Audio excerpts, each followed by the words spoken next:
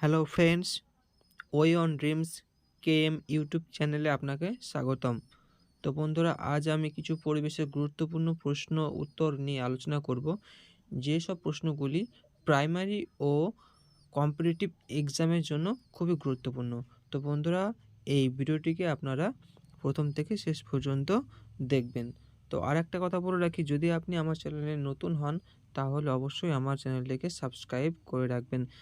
তো এখন বন্ধুরা, আমি এই পরিবেশের গুরুত্বপূর্ণ প্রশ্নগুলি নিয়ে আলোচনা করব। তো আজকের প্রথম প্রশ্ন, পশ্চিমবঙ্গের জাতীয় পশুর নাম কি? প্রশ্নটি একটু মন দিয়ে শুনুন। পশ্চিমবঙ্গের জাতীয় পশুর নাম কি? অপশন এ বাঘ, অপশন বি হাতি, অপশন সি মেছো বিড়াল, না অপশন ডি সিংহ। তো আপনারা কমেন্ট করুন এখানে উত্তরটা কি হতে পারে। পশ্চিমবঙ্গের জাতীয় পশুর নাম কি? এখানে সঠিক উত্তরটা হয়ে যাবে মেছো বিড়াল, অপশন সি। এখানে সঠিক উত্তরটা হয়ে যাবে অপশন সি, মেছো বিড়াল। পশ্চিমবঙ্গের জাতীয় পশুর নাম হলো মেছো বিড়াল। তো নেক্সট প্রশ্নে আসা যাক।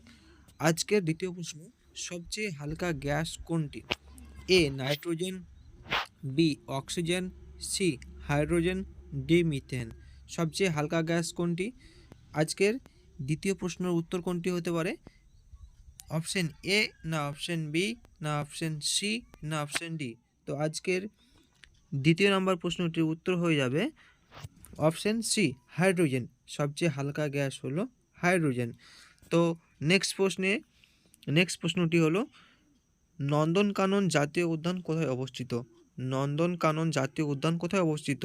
এ Uttar Pradesh, B Orissa, C Madhya Pradesh, D Gujarat. 3 নম্বর প্রশ্নটির সঠিক উত্তর কোনটি? আপনারা কমেন্ট করুন। 3 নম্বর প্রশ্নের সঠিক উত্তরটা এখানে হয়ে যাবে অপশন বি উড়িষ্যা। নন্দনকানন জাতীয় উদ্যানটি অবস্থিত উড়িষ্যায়, অপশন বি। এখানে উত্তরটা হয়ে যাবে অপশন বি। তো আজকের নেক্সট প্রশ্ন হলো, কনুই থেকে কবজি পর্যন্ত অস্থির নাম কি? কনুই থেকে কবজি পর্যন্ত অস্থির নাম কি? তো এখানে 4টি অপশন রয়েছে। এ আলনা ও radius, B humerus, C femur, D tibia. এই 4টি অপশনের মধ্যে কোনটি সঠিক উত্তর? তো আপনারা কমেন্ট করুন। কনুই থেকে কবজি পর্যন্ত অস্থির নাম কি? এই 4 নম্বর প্রশ্নের সঠিক উত্তর আজ হয়ে যাবে আলনা ও রেডিয়াস, অপশন এ। কনুই থেকে কবজি পর্যন্ত অস্থির নাম হলো অপশন এ, আলনা ও রেডিয়াস। তো 5 নম্বর প্রশ্ন হলো, কোন ধরনের গাছ মাটি তৈরিতে সাহায্য করে? Option A pine, option B moss ও ফার্ন, অপশন সি জবা, অপশন ডি লাইকেন। তো আজকের 5 নম্বর প্রশ্নের সঠিক উত্তর কোনটি বন্ধুরা কমেন্ট করুন। আপনারা যদি কেউ জানেন কমেন্ট করুন। তো আজকের এই 5 নম্বর প্রশ্নের সঠিক উত্তর হয়ে যাবে অপশন নাম্বার বি, মস ও ফার্ন।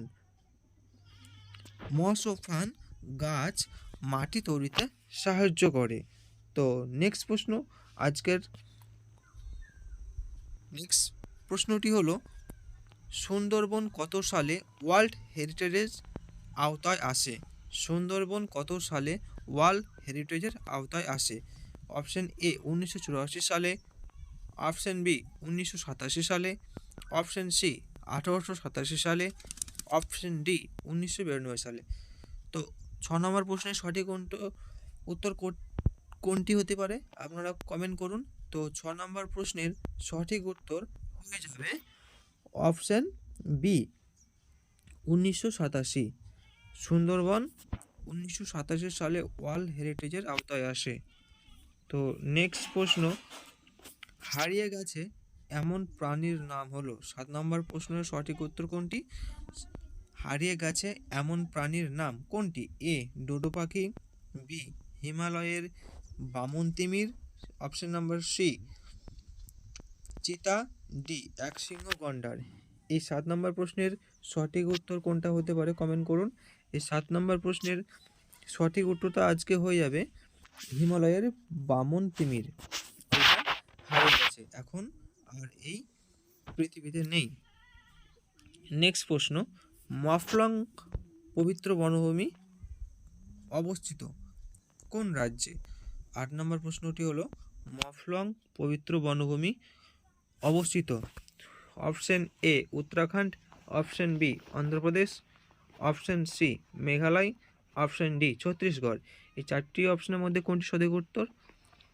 তো মফলং পবিত্র বনভূমি অবস্থিত, এই প্রশ্নটির সঠিক উত্তর হবে অপশন নাম্বার সি মেঘালয়।